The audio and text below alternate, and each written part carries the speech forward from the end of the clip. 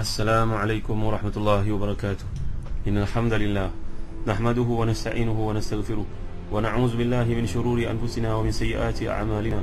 من يهده الله فلا مضل له ومن يضلل فلا هادي له. أشهد أن لا إله إلا الله وحده لا شريك له وأشهد أن محمدا عبده ورسوله. يا أيها الذين آمنوا اتقوا الله حق تقاته ولا تموتن إلا وأنتم مسلمون.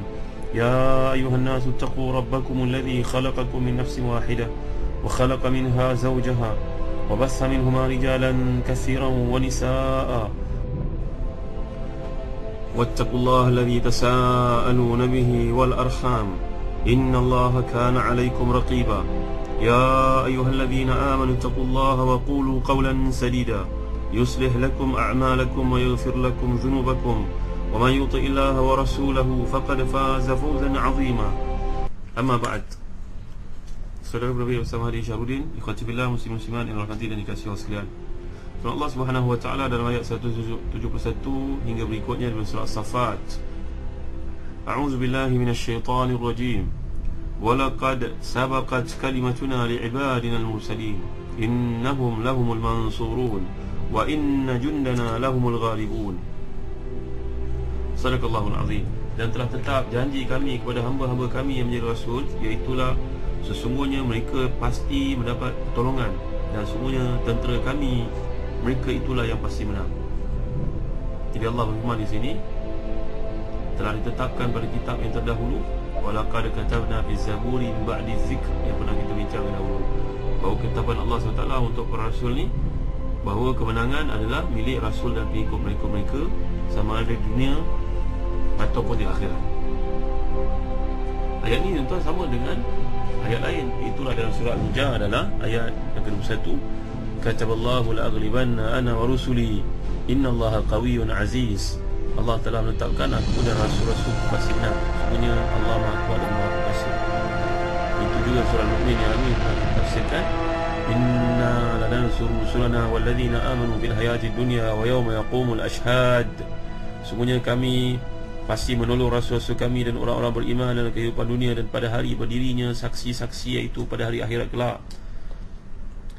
Tuan-tuan dimuliakan Allah sekalian, jadi pertolongan Allah ni datang di dunia juga akhirat, seperti yang pernah kita bincangkan dahulu.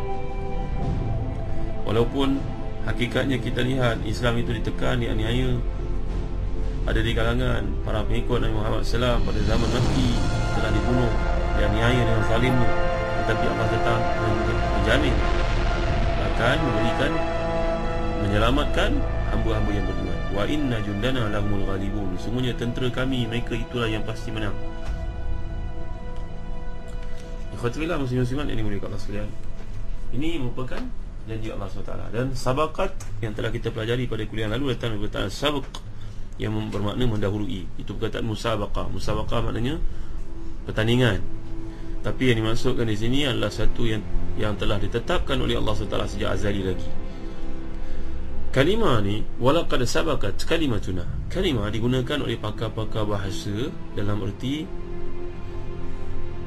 satu keadaan yang menampakkan kesempurnaan, walaupun singkatnya bahagian tersebut, walau hanya satu kata ataupun huruf yang mengandungi makna tertentu.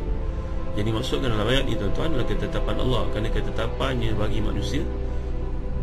Ketetapan itu dinamakan dalam Al-Quran sebagai qaul, dan waktu yang lain dinamakan sebagai kalimah.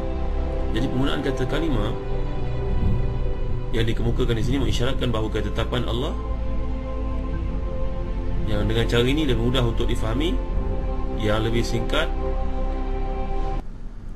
Jadi nak menggambarkan ketetapan Allah SWT ni, kalimah menunjukkan ketetapan yang telah Allah letakkan, tentukan untuk para rasul yang orang beriman.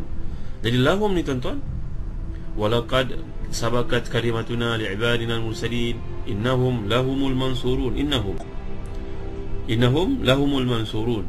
Ini berfungsi untuk menetapkan keterbatasan pertolongan Allah SWT ni hanya buat para rasul dan juga para tenteranya. Innahum lahum, dua kali dia sebut sini, innahum lahumul mansurun, hanya mereka saja.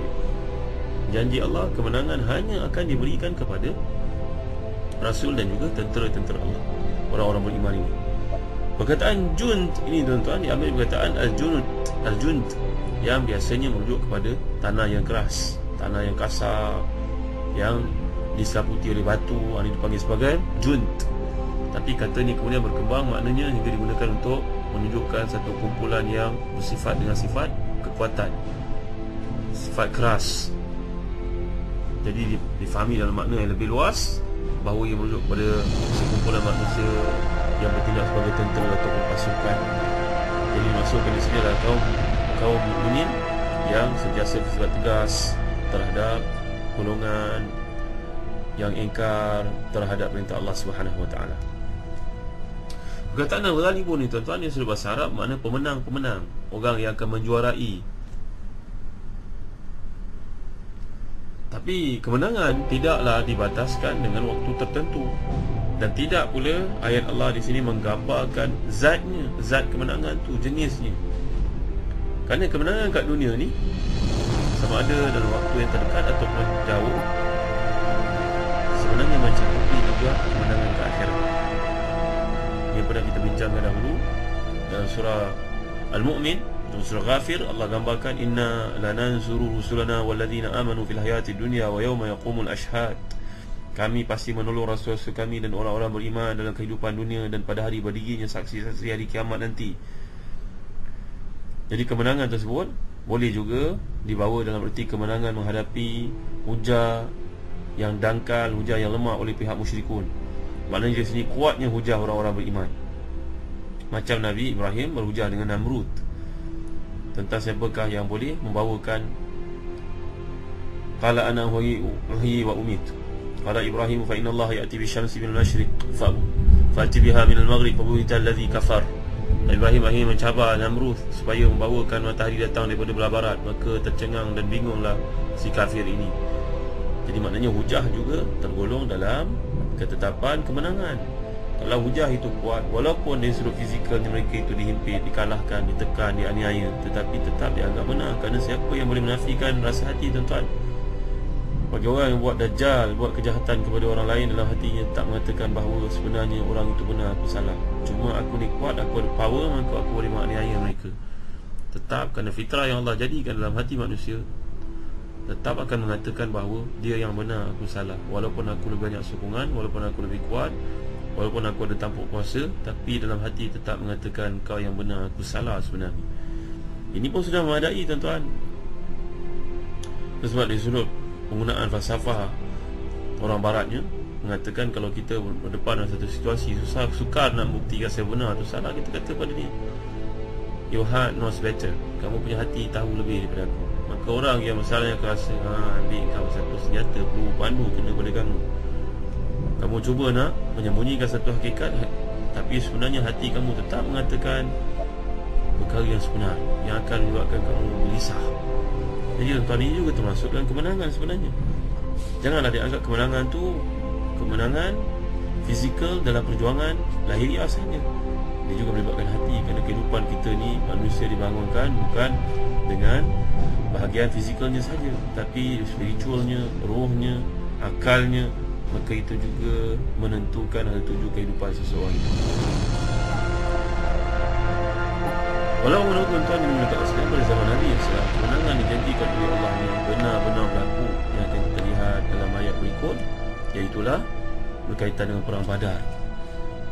Jadi memanglah kalau kita tidak ada Nabi pada hari ini, kita merasakan kemenangan bilalah akan datang, bilalah kunjung tiba. Kadang-kadang rasa lambat dan resah. Ini sifat manusia lah, tuan-tuan, yang dimuliakan Allah sekalian. Harus kita ingat, dulu pernah saya ceritakan pada tuan-tuan daripada buku tajuk Lam Tarib Syamsuna Ba'ad oleh Tuan Guru Syekh Dr. Nur Ali Salman Qubah. Belum tenggelam lagi matahari orang-orang Islam, kerana kemenangan belum berpihak kepada orang Islam yang berjuang, kerana mereka belum menepati ciri-ciri, kriteria jundullah yang sebenarnya. Wa inna jundana lahumul ghalibun. Semuanya tentera kamilah yang akan menang.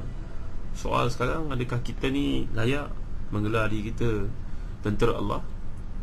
Walhal sepanjang berjemaah pun kita tak ambil berat.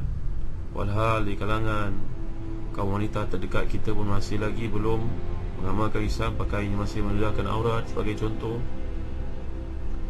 Walhal amalan Islam kita pun tak seberapa. Lebih malang lagi kita masih lagi terlibat dengan riba, sedangkan ada kaunter-kaunter Islam yang disediakan di banyak perbankan. Nampaknya tuan-tuan yang dimulakan sekalian, kita kalah dengan diri kita sendiri. Bukan kalah pada musuh, tapi kalah dengan nafsu kita sendiri, kalah dengan mujahadah yang tidak mampu kita lakukan. Jadi jundullah ni belum lagi dipenuhi. Maka dengan sebab itu bantuan Allah belum turun buat kita.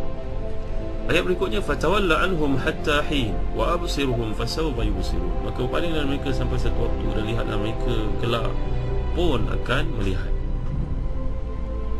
Jadi selepas mengancam kaum kafir, menjanjikan kemenangan bagi para nabi dan orang beriman, maka ayat ini bahagian menyatakan, jika demikian itu ketetapan Allah SWT, maka wahai Muhammad SAW, berpalinglah secara bersungguh-sungguh dari mereka.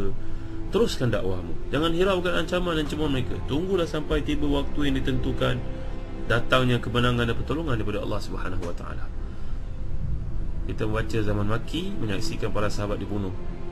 Ammar bin Yasir, bapanya habis dibunuh, ibunya Sumayyah, Khabbab bin Al-Arad dipukul dengan hinanya oleh seorang perempuan bernama Ummu Ammarah dengan adiknya bernama Siba', dibaringkan di atas api yang panas itu sampai memadamkan api tersebut dan lemak-lemak di badannya.